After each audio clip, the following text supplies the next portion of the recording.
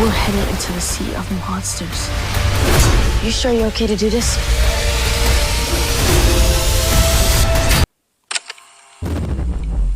Saw you at the Zombies premiere. I was gonna say you look. I know, that was so fun. Oh my god, says you, thank you. So I guess I'll start. I'm going to start with a fun one. Can you describe season 2 with an emoji? And then the second part is, what has your character taught you personally about yourself? Season 2 with an emoji. Like, okay, I'm gonna make my own emoji because we have Genmoji now. It's like a giant ship and people crying, but then also to a giant group of kids hugging at the top. Yeah. Interesting. On the low?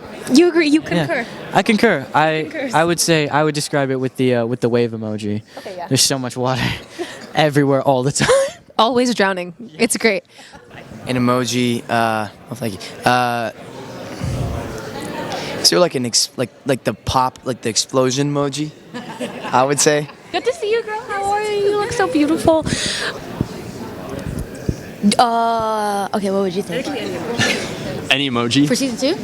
Um, I'm trying to tease it without teasing it. yeah, I'm Yes. thinking like boat, like a boat emoji, like maybe like a cruise ship emoji, or even just the ocean emoji, like a wave. I would do like what's the two people like? I don't know what it's called. Like whatever thing that's like you're holding. Like it's like a pin or something. Like Yeah, I like know like you like fight with like the two like the two guys in white. Like they fight like this. Like yeah. So I do that because it's like sword fighting. Like you're fighting each other. The fencers. Yeah, yeah. Thank you. I don't know why I said pin. Like the fencing people. Yeah, you see them like this like to each other. I do that. I think what my character has taught me about myself is that it's super important to ask for help from people and actually let people in. I think Clarice and I both share a kind of situation where we are very, very hyper independent. And this season, she goes through this, you'll see it, she goes through this journey where she learns what it means to be a leader in her own right and not like in the likes of her father or of Chiron or of anybody else that she looks up to. And at the same time, she has to learn to trust people actually and let people help her finally. And I think that's something that I learned this year, is to actually allow people to be in my life and not just orbiting around, my life. I would say what Grover's taught me. I would say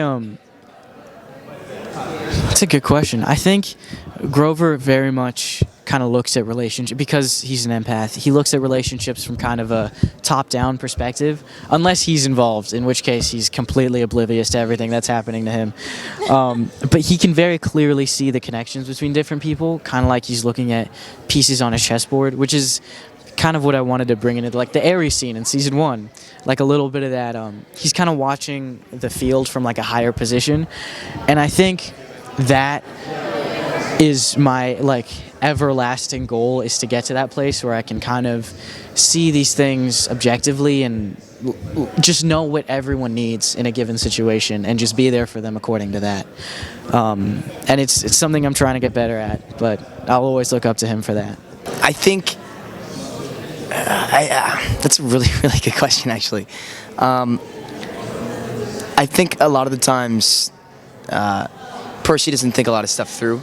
He kind of just, the first thing he hears, he goes, okay, and he just kind of goes for it. And I think that's something that I also do a lot. And I've realized, sometimes I should just think about stuff a lot more before I just do it.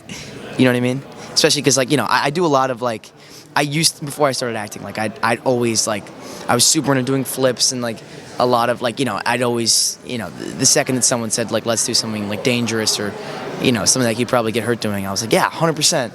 And now it's I kind of have to think about, okay, there's an entire production that needs me not to have 2 broken legs, So that's been a huge thing for me. Yeah, I think for me, I think Tyson's really taught me that openness and sensitivity is a superpower of its own type. I think, again, growing up and becoming a man, so much of who you are, I think, is based off of becoming responsible and taking care of other people. But you also learn pretty quickly on that trust is something that kind of is given over time, and that walls are usually put up pretty early on. And with Tyson, it's just not the case at all. He's very, very open, very, very loving from the moment that he meets anybody, and willing to see the best in everyone.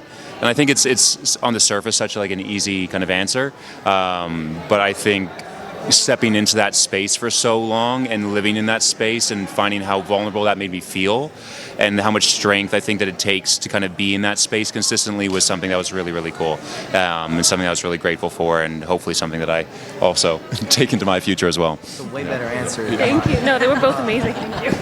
What's it like trying to act with like one eyeball? So easy. They make it so easy for me, honestly. All the stuff was like in prep was like figuring out the physicality. So it's just like with one eye, it's just okay. Your depth perception's off, so I'm moving more carefully. It doesn't look like a smooth like human kind of movement, whether especially if he's running or walking.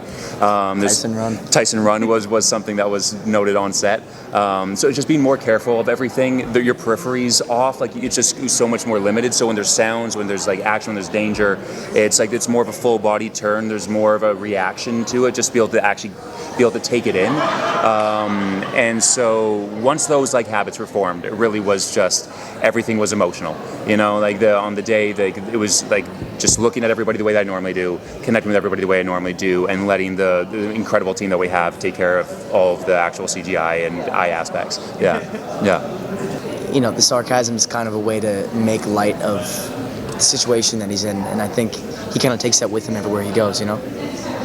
So, and I think it kind of, I don't know, I always like it because I always get like the funny, sarcastic line in the middle of a really tense situation, which is, you know, you're kind of, when you have to do something, you know, when the scene is like the entire day, it can be super stressed out and like terrified and energy at 100%.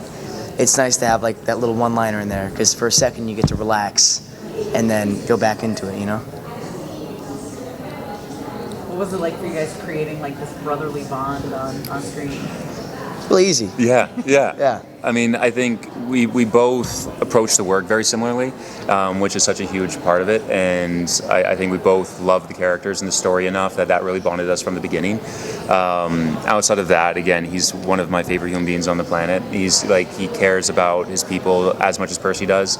He is a protector. He's a leader. He shows up on set. He's prepared. He's ready to like conquer the world, and he never puts his foot like out of step. He's also very sarcastic, which I love.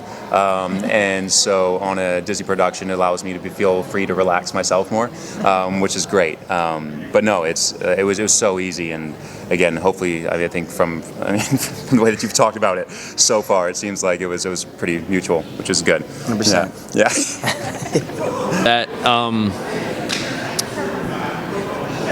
That you need to. I'd honestly be like, no, I'm joking.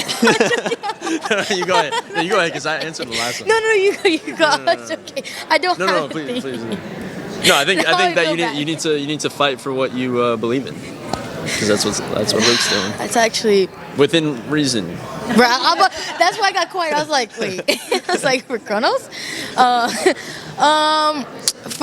Like something I learned from my character is that like being strong but also opening up too is actually like perfectly okay in things. I feel like that's something that Annabeth fights and stuff. Like whenever she's stoic, she's trying to be vulnerable and it's hard for her, and then whenever she's vulnerable, she's trying to be like quiet and like careful and stuff, and it's very hard. So I feel like that's two things, you know? Yeah.